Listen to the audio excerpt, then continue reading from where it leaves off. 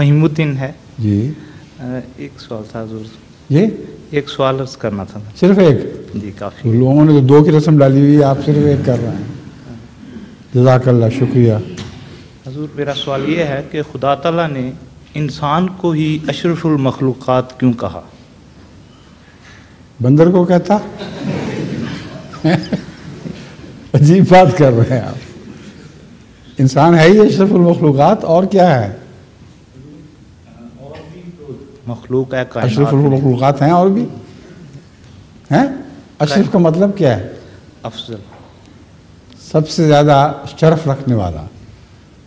तो आपके ख्याल में कोई जानवर और है जो इसको अशरफुल मखलूक़ात कह सकते हैं आप? ये जिन के मुतल्लक कहा जाता है, जिन जो तशरीह की जाती है, जिन के मुतल्लक अशरफुल मखलूक़ात है? नहीं, मतलब वो भी है एक, क्या? वो भी कायनात में एक अफजल चीज़ है जिन। कहाँ है आपने बना दिया अफजल? जिन्नो इंसान। शैतान जिन्नों में से नहीं था? काना मिनल जिन्न, शैतान के मुताबिक कुरान शरीफ में आया है, वो जिन्नों में से था।